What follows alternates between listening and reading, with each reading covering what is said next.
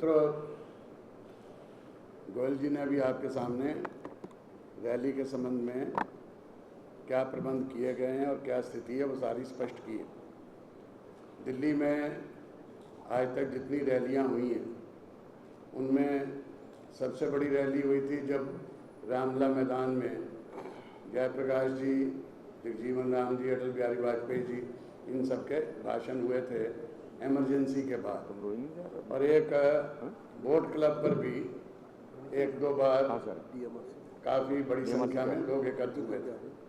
परंतु ये जो रैली है ये उन सारी ऐतिहासिक रैलियों में, बहुत पहले खुश्चौव आए थे तब भी एक रैली हुई थी, रामलला मैदान में क्वीन आई थी तब भी हुई थी, परंतु जैसा उत्साह और जैसा जोश इस रैली में देखा जा रहा है, बहुत से कांग्रेस के एमएलएज और उनके कॉरपोरेटर्स, बहुत से उनके एमपीज, उनके परिवार से भी कार्ड मांगे जा रहे हैं वहाँ आने के लिए। एक ऐसा अद्भुत उत्साह है, विलक्षण रैली है। और नरेंद्र मोदी जी का एक बहुत बड़ा उत्साहवर्धक, एक जिसको कहते हैं कि बिजली का करंट सा लगता है, ऐसी स्थिति उसमें है। तो उस रैली को यहाँ पर जो बताया गया कि जो व्यवधान वगैरह किए गए हैं उनके बारे में स्थिति स्पष्ट की गई। इस रैली में दोनों तरह की बातें हम लोगों ने रखेंगे। एक तो ये कि ये दिल्ली की सरकार जो है वो पिछले 15 वर्षों में सबसे ज़्यादा भ्रष्ट, सबसे ज़्यादा निकम्मी, सबसे ज़्यादा जन विरोधी, हर एक वर्ग के साथ विश्वासघात करने वाली ऐसी सरकार है, उसका बयान पेश किया जाएगा। और उसके साथ ही आगे विकास, भारतीय जनता पार्टी क्या करेगी आगे, उसको भी वहाँ पर बताया जाएगा। मोदी जी तो भाषण तो मोदी जी का है प्रमुख रूप से, और वो सारे देश की परिस्थिति पर अपने विचार प्रकट करेंगे। यहाँ जिन 2-3 बातों का और उल्लेख हुआ है, जैसे राहुल गांधी जी ने कहा कि ये जो ऑर्डिनेंस निकाला गया ये बकवास है, और ये जो बकवास है तो ये सरकार पूरी तरह से अपनी सरकार को बकवास कहा है। तो इस बकवास सरकार के जाने का समय आ गया, इसमें कोई संदेह नहीं है। इस बकवास सरकार को, जैसे उन्होंने कहा कि इसको फाड़ कर फेंक दो, वैसे इस बकवास सरकार को फाड़ कर फेंक देने का भी आह्वान रैली में किया जाएगा। यहाँ पर यहाँ ये चुनाव सुधार की भी बात आई। इंद्रजीत गुप्ता के नेतृत्व में, इंद्रजीत गुप्ता की नेतृत्व में चेयरमैनशिप में कमेटी बनाई गई थी। उसमें डॉक्टर मनमोहन सिंह भी मेंबर थे, मैं भी उसका मेंबर था। और उसमें चुनाव सुधारों में एक बात ये थी कि राइट टू रिजेक्ट एक ये, और दूसरा गवर्नमेंट फंडिंग, कि कोई दूसरा खर्चा कोई पार्टी ना करे, सिर्फ गवर्नमेंट के खर्चे पे ही सारी पार्टियां चुनाव लड़ें। और उसमें फिर बड़ी पार्टियां जो कॉरपोरेट हाउसेस से चंदा लेके लड़ती हैं उनकी बात खत्म हो जाती।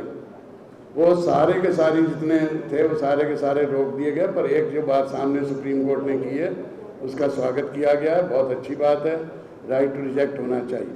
यहाँ दिल्ली में बहुत सी पार्टियाँ चुनाव लड़ रही हैं और कुछ पार्टियाँ जानबूझ करके दुष्प्रचार भी कर रही हैं।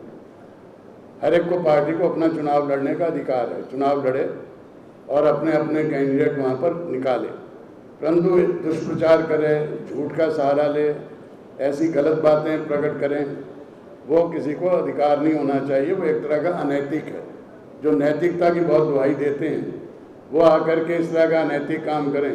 उन्होंने वो 15 लाख दस्तखत तो करा दिए कि मैं बिजली का बिल नहीं भरूंगा। एक ने भी उसमें से ऐसा नहीं किया कि बिजली का बिल ना भरा, 15 लाख के दस्तखत करके दिए थे। ये क्या नैतिकता नहीं है कि दस्तखत करें और दस्तखत करके कहें कि बिजली का बिल नहीं भरेंगे ये 15 लाख लोग, और फिर भरते रहें बिना आधार के कोई हमारे ऊपर आरोप लगा दें, हमारे नेताओं पर। ये जो चीज़ करते हैं, ये कहें कि विधानसभा में कभी उठाया नहीं सवाल, जबकि 15 बार विधानसभा में हम लोगों को निकाला गया। हंगामा होने के बाद हंगामा हुआ, निकाल दिया गया, वहाँ पर गिरफ्तारी हो गई, पकड़ करके जेल में डाल दिए गए वहाँ पर, और बाद में छूटे। तो ऐसा जो दुष्प्रचार कर रही पार्टियाँ, बहुत पार्टियाँ लड़ेंगी, यहाँ सब लड़ रही हैं। एनसीपी ने कहा कि हम सब लड़ेंगे, बीएसपी ने कहा सब लड़ेंगे, जनता दल यू ने भी कह दिया, समाजवादी पार्टी, सब लड़ेंगे। हर एक पार्टी को लड़ने का अधिकार है, परंतु कोई दुष्प्रचार करना और इस प्रकार से गलत बयानी करना ये नैतिकता की दुहाई देने वाली पार्टियों को शोभा नहीं देता। और इसके अतिरिक्त मैंने आपसे कहा कि ये जो कल की रैली है उसके बाद पहले ही हवा दिल्ली में बदली हुई है, कांग्रेस पार्टी जाने वाली है।